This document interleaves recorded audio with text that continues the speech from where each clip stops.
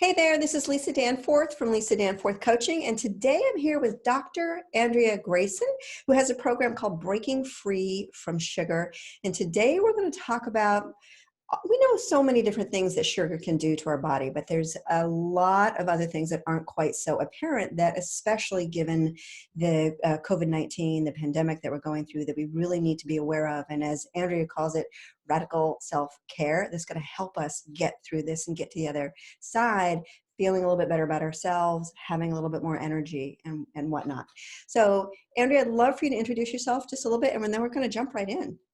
Sure. Thanks for having me, Lisa. Always great to talk to you. My professional work is as a communications consultant working in public health and teaching about behavior change and behavior change theory and how to do it and what works and what doesn't work. So I'm a real student of behavior change. And when I realized I had my own sugar addiction that I was totally in denial of, I realized, wow, I have to get over this. And when I did, it was so hard. I decided I needed to teach people how. So the program I created, Breaking Free from Sugar, is a 4-week program that gives people the why, what, how to, really hack their cravings and really master their blood sugar, which is the core of so many problems, including all wrapped around inflammation primarily. So anyway, that's why I'm here. Beautiful. Thank you. And we are a couple of months into this, right? We're stuck home. As you said, when I was chatting before we went to recording is, we want those carbohydrates, maybe a glass of wine, some sugar, some pasta, whatever it may be. What are some of the challenges that you're seeing when you're talking with people and really helping them out? Well, I heard just last week that King Arthur Flower's social media posts have grown 225% since last year at this time. Wow. Because people are baking. They're home, they have time, they're with their kids, which is a nice warm fuzzy thing, but it also means lots of sugar and carbohydrates. And sugar and carbohydrates work for combating stress because they release dopamine. It sends insulin through your bloodstream, which sort of suppresses cortisol until it increases cortisol, and you can sort of bliss out by having a sugar rush. Same thing with alcohol. It helps us avoid feeling our stress, and then of course, if we rely on that, we lose our ability to de-stress in more healthful ways, and it just becomes a habit, and sugar and alcohol too can become quite addictive. So it's always good to find some other ways for de-stressing. Definitely. And I think there's so many things that we know, like the obvious things, right? Obesity, diabetes. Did you say dementia was one also? Yeah. Heart disease, which is the #1 killer in the US, is linked to sugar, primarily through that mechanism of inflammation.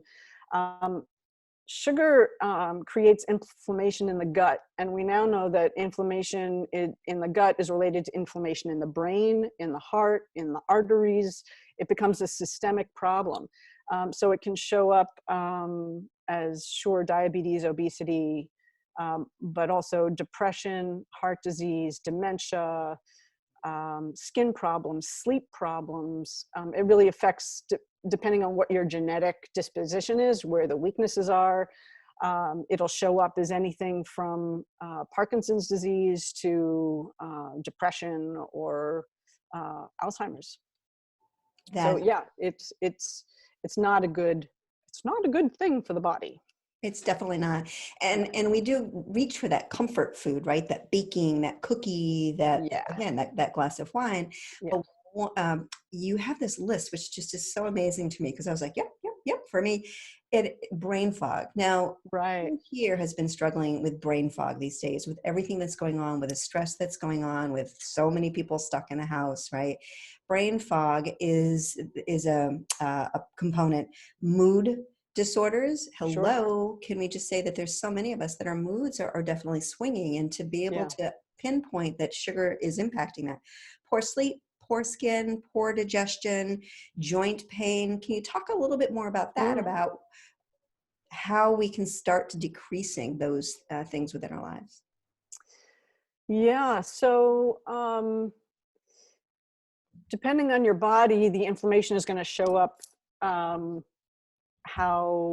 where the weaknesses are or what you might be predisposed to. Um, but each of those areas that you mentioned that where sugar has an impact can be, well, you can improve if you try and improve your sleep without looking at your diet. You're missing a big piece. If you try and improve your moods or your skin without looking at your diet, you're missing a big piece. So diet is one of the first things to look at when there's anything wrong or anything seems off in your body, and including that thing about brain fog. I had lots of mood swings when I was still a carb addict, and particularly as in my early 50s, as I was moving into menopause, had real issues with brain fog and didn't really understand what it was. And I remember thinking, well, I guess this is just part of growing old. But once I had it was probably, I don't know, maybe 2 or 3 months into being steadily off the sugar and carbs, that I really started realizing, oh, geez, I haven't felt spaced out in a while. You know, it takes a little while for the body to heal itself, but it definitely does. And quitting sugar and reducing the amount of simple carbohydrates, the processed carbohydrates, is really a key way to improve pretty much every marker of your health. Yeah, I know in the afternoons, if I have a little sweet snack or something, whether it's like a little bite of chocolate after my lunch, or maybe I have a cookie or something in the afternoon, I notice I literally go brain fog, and then I want to take a nap. So and I've noticed that, and even if I have a glass of wine at night, I know that it's going to impact my brain power the next day, just one glass of wine. Wow. Which is, yeah, I mean, it's taken me a while, like you, to sort of notice that, but the impact of it is substantial. We don't give it enough credit of what we are consuming and how it not Totally. only impacts our health, right, but also our ability to show up, our ability to learn, and our ability to make money. Because if we're missing something because our brain is in a fog and we don't access this client, or miss something that our kids are saying, there's so many different layers that our diet can impact our lives. Yeah, and I want to. You said a really important thing and that's noticing. I think it's really we have built-in mechanisms to not notice because we like the wine so much. We don't even want to notice. We don't want to know that it's actually making us feel a little fuzzy the next day. But the fact that you actually noticed is really the first thing about learning how to maximize nutrition, exercise, maximize your own well-being. Like, because all the books and diets that say eat this, they're limited because they're not you. And every individual person needs a slightly different tweak of nutrients, exercise, or the amount of and what they eat because of how much they exercise, how much sleep they get, their genetics. So everybody is a personal mix. So the more you can start noticing how the food makes you feel, how the exercise makes you feel, the more you can really master your own physiology, your own body. So then it can work for you instead of against you. Right. Because if we have to reach for something because we're too stressed out to deal with it, then we're giving our power away, and we're not using that as an opportunity to learn something about ourselves and really overcome it and become stronger. We're just sort of I wouldn't say giving up, but we're losing an opportunity for growth. Yeah, it's easy to get caught into that short-term benefit. Oh yeah. Right? That short-term gain that we're having rather than the long-term consequences. I think it's why smoking is a great example of that. It's the relief, it's the decreased stress when you light up the cigarette. Right. that's the gain, right? But that long-term impact is so negative. And the same thing goes with our diet, what we put in our bodies. That's such a great analogy with sugar, because just like smoking, it takes 20, 30 years for it to show up. Same thing with sugar. Mm-hmm. Like by the time you have Alzheimer's or dementia, you've been at it for so long that there's real systemic damage done. And that doesn't mean that you can't see improvements. They've seen for smokers that give up smoking, they see lung improvement within a month. So I like to think, although I haven't heard research about it, but I like to think that within a month of quitting sugar, your body is starting to heal also. So even if you're, mid to late life and you've had a sweet tooth your whole life, that doesn't mean that you can't turn it around and build more resilience in your system by quitting sugar. One tip that I remember reading, and I've implemented it on so many different things, is, Mhm.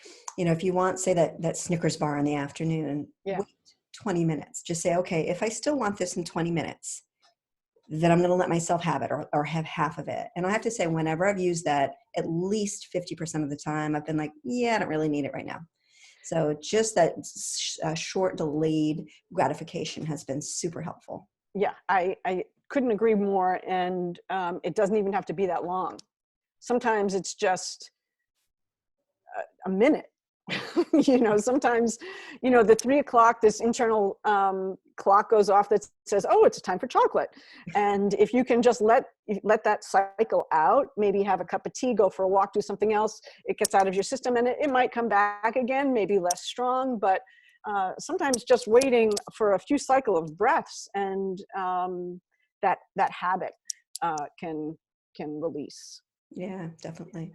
Great. So what seems to be working and what isn't working with the diet? Like now during the pandemic, or like in general? I think in general, I mean, I think we've talked a lot about the pandemic Mm, and that's definitely triggering a lot, but yeah. what are some of the things that are working to Mm. minimize the sugar and what doesn't particularly work? Yeah. So there's a whole bunch of things around cravings to think about. I When I went through it myself, I realized, and then backed up with research and science, that there are basically 3 different ways we become addicted to sugar: physiologically, emotionally, and then habitually. And physiologically, there's some real things happening with dopamine and insulin and gut bacteria that are real physiological things that are causing cravings. And then emotionally, we become dependent on sugar because it's an easy escape, an easy pleasure, an easy dopamine hit. And then habitually, we just have these cultural habits and routines that are just so normalized, we wouldn't know what to do if we didn't do them. We So probably to be, we are doing them on many occasions, would you say? oh, totally. I think, yeah, our habits because they become transparent. Mhm. We don't even question them because it's always what we've done. So that's where the noticing comes in, is noticing, oh, this is when I would normally reach for a snack, is one way to start tuning in to the way, how the habit wheel is keeping you dependent on sugar.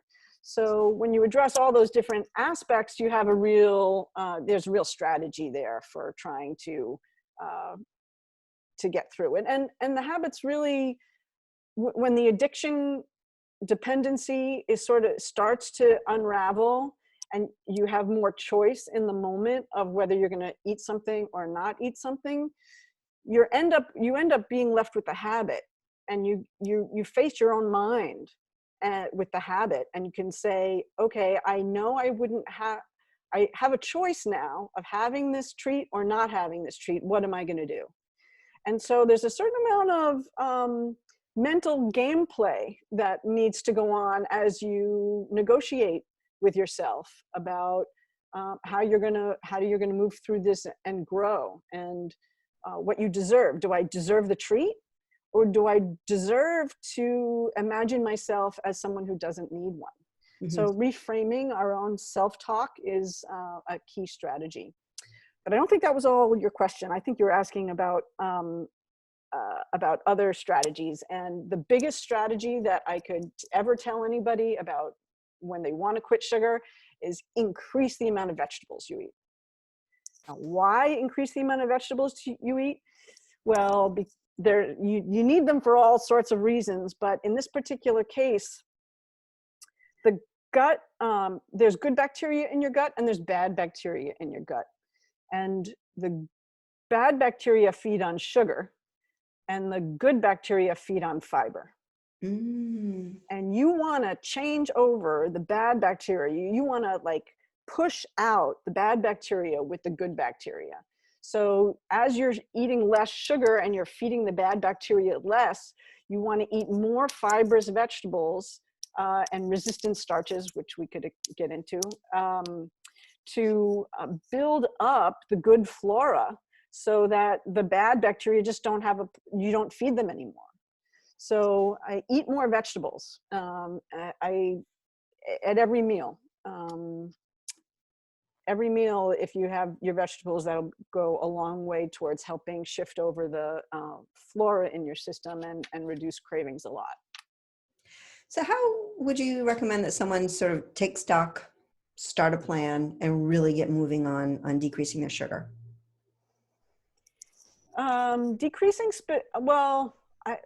The first thing has to do with just personal honesty. I was in denial of my own sugar addiction for years until I literally had a moment of epiphany when I could hear the sugar talking. I was reaching for a candy bar and I heard my voice in my head say, "Oh, you can have that. You worked out today." And that was something that I heard myself say 1,000 times, and I took it as truth. I took it as, oh yeah, I worked out, I deserve this, I can have it. But I heard it in a way and I realized that was not me. And that's when I did the deep dive to understand the biology and realized, oh, that's the bad bacteria talking. And so I learned how sugar talks to you literally through the vagal nerve. The bad bacteria comes up the vagal nerve and talks through your head, out your thoughts. So being personally honest about your dependency is the first thing to really reckon with. And then once you can realize, yeah, I have a problem, whether it's all out binging or self-justifying after workouts or your little sacred cow treat that you would never imagine giving up. Just doing your own assessment about, do I have do I eat carbs every day? Do I eat pasta or bread or sugary treats or cereal or granola? Like, if that's a regular part of your diet, chances are you have a carbohydrate or a sugar addiction. And so being personally honest is certainly the first step to any kind of change, meaningful change. Yeah, and I think that is often the hardest step, right? We don't want to admit by all means, but Dr. Andrea Grayson, thank you so much for sharing all of your information. Can you let people know where they can find you, contact you, what you've got going on? Sure. I actually have, I've been really inspired by all the stress that I've been feeling to create a program specifically for this pandemic, which I'm calling the 7-Day Mid-Pandemic Reset. And it looks at 8 different areas of wellness, not just food, but 9 different areas of wellness.